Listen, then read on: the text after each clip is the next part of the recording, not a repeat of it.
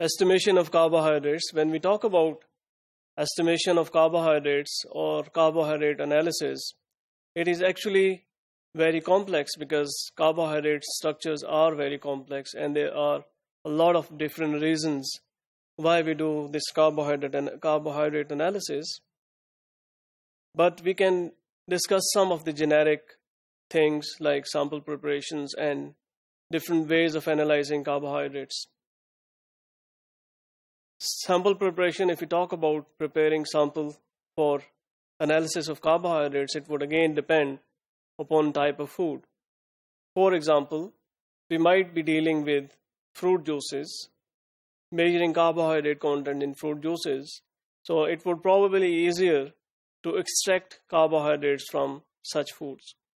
On the other hand, like cereals and nuts and other complex food structures, it would be somewhat difficult to remove the carbohydrates because we need to remove the carbohydrates from the food matrix first to analyze them later using other techniques.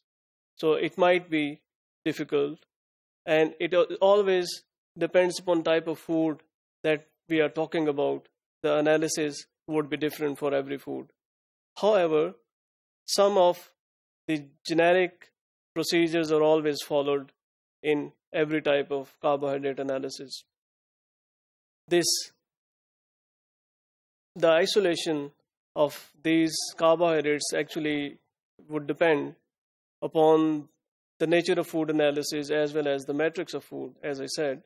But the generic principles or procedures to analyze carbohydrates, food, and to look at the sample preparation, they might include drying of the sample first, and then the second step is grinding to reduce the particle size of food so that it would be easier subsequently to analyze or extract the carbohydrates.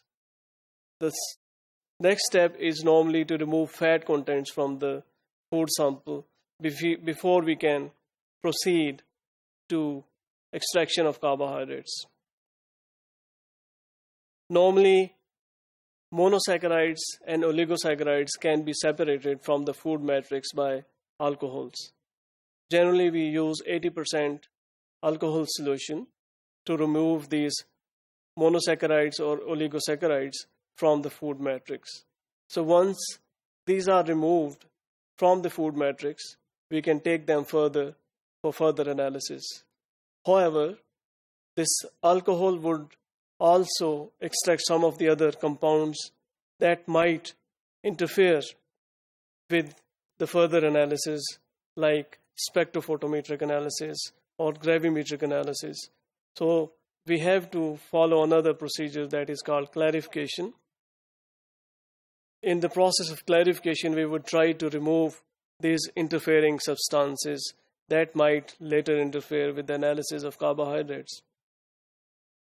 And we use some of the heavy metal salt like lead acetate that would be able to bind many of these interfering substances from this isolated mixture.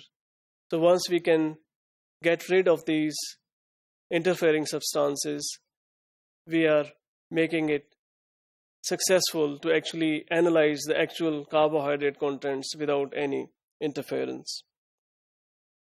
The clarification process is normally followed by a filtration process. So once we filter out all these interfering substances, these solutions containing the oligosaccharides or monosaccharides, then they can be further taken for the next analysis. We use ion exchange technique most of the time to remove these interfering substances as well, because it would depend what kind of substances we are talking about, depending upon what type of food we are actually analyzing. So it is possible to use ion exchange columns. Some of them may be negatively charged or positively charged to remove the interfering substances from this food sample so that we are left with the actual amount of carbohydrate rather than interfering substances. Then once we have this food sample ready for analysis, there are different techniques like thin layer chromatography, gas chromatography, high performance liquid chromatography. So these are normally used to identify different compounds. On the basis of absorption, it might depend upon the partition coefficient, polarity, and the size. So on these bases, we actually isolated those carbohydrate contents, and we can measure them with these techniques like HPLC, GC, or TLC.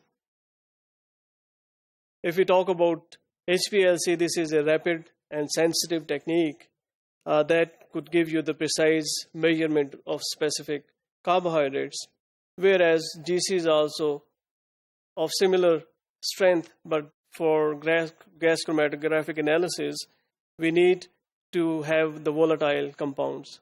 And if they are not volatile, we normally make them, we normally would try to derivatize them in a way that they become volatile, because gas chromatography is only able to measure volatile compounds. So once we have this HPLC or GC analysis, this can be again linked to NMR, nuclear magnetic resonance, or mass spectrometry to actually identify the compounds, the carbohydrate compounds within the food samples.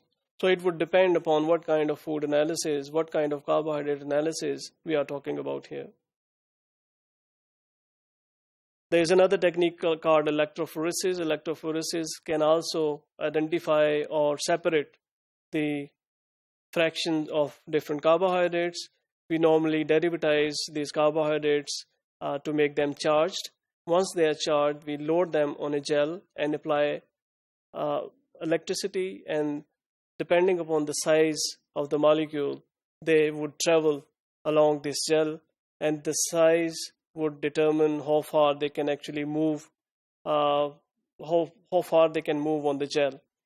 And that distance would actually tell us about what kind of extract or fraction we are achieving on this electrophoresis gels. There could be a lot of other chemical methods as well. We use different compounds to make these oligosaccharides or monosaccharides precipitate, or to make certain colors. And by weighing those precipitates or measuring the spectrophotometric measurement of these colors, we can identify some of the carbohydrate compounds.